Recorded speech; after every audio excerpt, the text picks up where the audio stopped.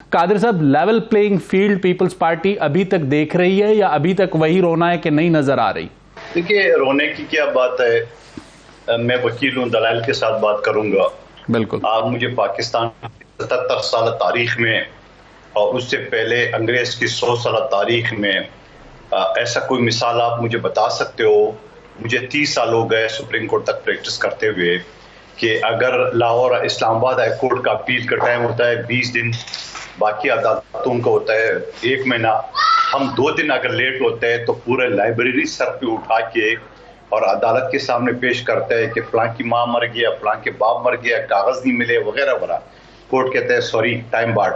तो यहाँ कौन सा टाइम लिमिट है कि पहले नवाज शरीफ साहब 6.5 साल बाद आए और उस पर अपील मंजूर हो गई, आज 4 साल बाद आ गए और वो भी इलेक्शन के लिए आए, अदालत में आज भी नहीं आए इलेक्शन लड़ने के लिए। और फिर लंदन में वो कहते हैं मैं लिख के देता हूँ कि मैं चौथी मरतबा वज़ीर-ए-आज़म बनूंगा, और पाकिस्तान के हाई कमिश्नर जिसे हम सफीर कहते हैं वो उनसे मुलाकात कर रहे हैं, प्रोटोकॉल दे रहे हैं, और फिर जब यहाँ उतरते हैं तो नादरा का स्टाफ एयरपोर्ट पे उनसे अंगूठे लगवाते हैं। कादिर साहब जब 16 माह की हुकूमत थी, कादिर मंतोखेल साहब सिर्फ 1 मिनट, मैं अगर अपने सवाल पर आने की कोशिश करूंगा। जब 16 माह की हुकूमत थी मियां नवाज शरीफ के साथ, आप लोग जिसे कहते हैं उनकी जमात के साथ, हमें बगलगीर में जी जुमला मुकम्मल कर लें और लेवल प्लेइंग फील्ड आप चाहते क्या है, अगर उसको प्रिसाइज कर सके ताकि मैं आगा शाहजेब से जवाब लूं। जी जी जी जी बिल्कुल, इसी वजह से मैं दलाल के साथ बात करूं। उसके बाद एक नादरा की टीम जो कि आम लोग लाइनों में लगे रहते हैं शनाख्ती कार्ड बनाने के लिए, हम एज ए वकील सुप्रीम कोर्ट की लाइन में लगे रहते हैं अपनी अंगूठा लगवाने के लिए, एफिडेविट करने के लिए, और नादरा की टीम नवाज शरीफ साहब के पास जाते हैं और उनसे अंगूठे लगवाता है।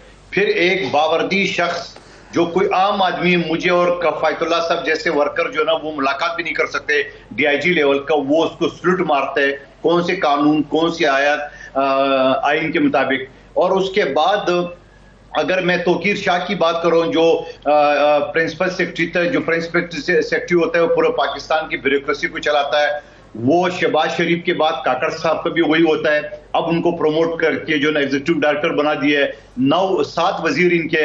आप सिर्फ इन्हीं चीजों को कह रहे हैं कि ये लेवल प्लेइंग फील्ड नहीं है, आपके साथ नाइंसाफी हो रही है या कोई और चीजें भी है?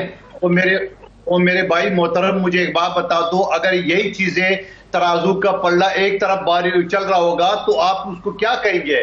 अभी अगर अभी से एक शख्स, मैं नहीं कहता हूं शहबाज नवाज शरीफ साहब का केस जेन्युइन है, झूठा केस है, मगर पाकिस्तान की अदालतों के कागज में तो वो सजा याफ्ता है ना। कादिर मंतोखेल साहब, सरदार अख्तर मेंगल ने जो बात की, पीपल्स पार्टी आज उससे एग्री करती है या आगा शाहजेब से मुत्तफिक है कि जो भी फैसले हो रहे थे इत्तफाक राय से हो रहे थे, दुरुस्त हुए या गलत हुए? जैसे खुर्शीद शाह साहब ने पॉलिटिकल करेज दिखाई, हाथ जोड़ के माफी मांगी कि हम माफी चाहते हैं, हम उस हुकूमत का हिस्सा थे।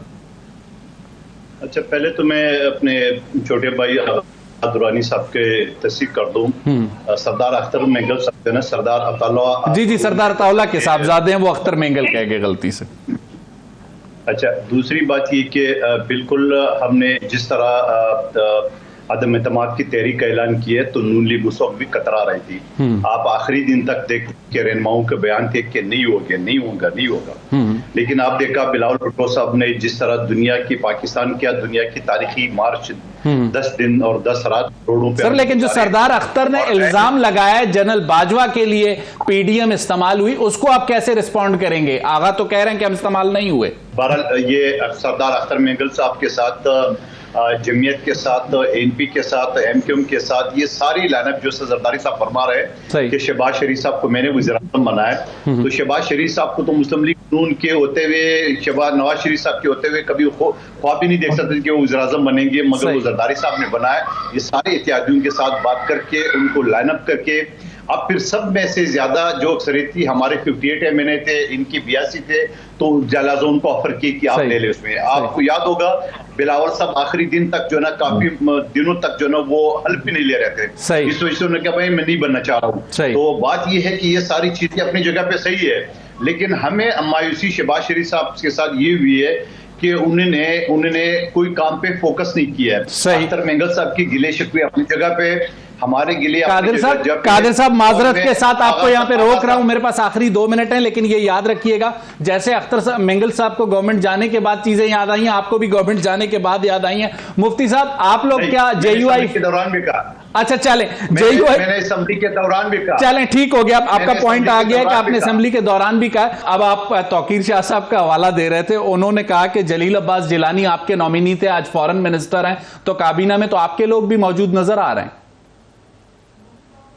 देखिए, अगर एक शख्स का नाम रिकमेंड करना और एक शख्स मियां साहब का प्रिंसिपल सेक्रेटरी होना और आज की माँ बाकायदा मुलजिम रहा, मेरे भाई रिन साहब थोड़ा सा आप इंसाफ करें, इस पे फर्क है। नंबर एक बात। दूसरा, मोहतरम आगा शाजिर साहब फरमा रहे हैं कि भाई वो झूठे केस में जेल क्यों जाए। वो भाई मैं भी कहता हूँ झूठे केस है, मगर पाकिस्तान की अदालतों के कागजों में तो वो मुजरिम है ना। सही। या उससे भी आपकी इनकार है, कैसे करेंगे? और अगर आप नहीं मानते हो तो फिर जमानत क्यों ली थी? फिर तो आप बोलते हैं मैं नहीं मानता हूँ किसी अदालत को, किसी जेल को। तो मेरे भाई, झूठे केस में भी आपको अदालत के सामने पेश होना पड़ता है, सरेंडर होना पड़ता है। और पाकिस्तान की 77 तारीख में यह पहला केस है जो एक इश्तिहारी मुजरिम को, मैं नहीं कहता हूं पाकिस्तान के अदालतों के कागजों में, उस शख्स को बेल मिलती है।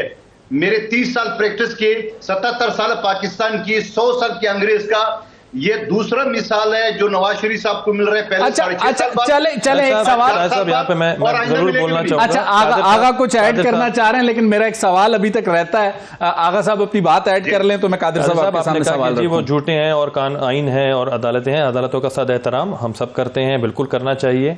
तो इस हिसाब से तो मैं कहता हूँ जिस तरह आप भुट्टो साहब को जो है वो जिस तरह एक गलत केस में, हम सब ये कहते हैं, हम सब मानते हैं कि वो एक जुडिशियल मर्डर था, लेकिन वो किया गया, लेकिन हम उसे नहीं मानते आज तक।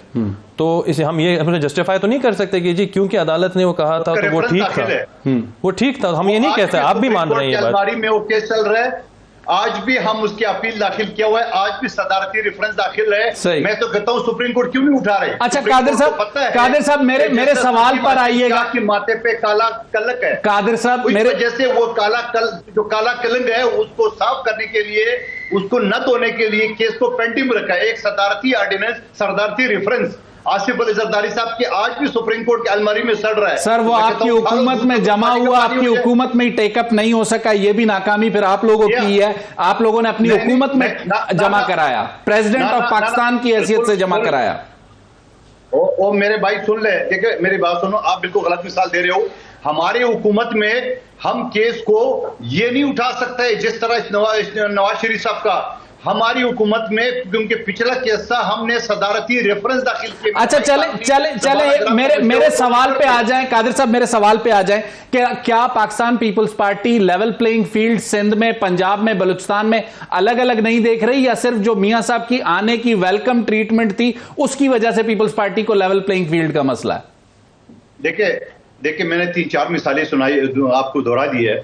उसके अलावा क्योंकि मैं जिस कमेटी को हेड कर रहा था नेशनल असेंबली का, उस कमेटी में पावर डिवीजन के दूसरे डिपार्टमेंट के जितने भी सरबराह आते थे वो सारे के सारे आज भी नू लिखे, साबिक एमपीए, साबिक एमएनए, मैं आपको पूरे लिस्ट दे सकता हूं, अपना प्रोड्यूसर साहब को बोल दो निकाल दे। और फिर उसके बाद आप मुझे एक चीज ये बताओ कि ये सारी चीजें सिंध में तुम तक है, एक एमपी एक एमएनए नहीं था। बलूचिस्तान और पुख्तनख्वा में भी यही सूरत हाल है। और जनूबी पंजाब में उन्होंने हमारे खिलाफ साजिश करके आईपीपी कगड़ा खड़ा कर दिए है। बलूचिस्तान में बाप पार्टी के लोग पीपल्स पार्टी में शमूलियत किए, 2 हफ्ते के बाद वो नून लीग में शामिल हुए। और आप मुझे बता दो, आपने भी सियासत देखी है, इस तरह या कफायतुल्लाह साहब से पूछो, अगर कोई बंदा जाता है और 1-2 हफ्ते के बाद वो दूसरी पार्टी जाता है तो उसका मतलब कहां से इशारा है? चले 1 मिनट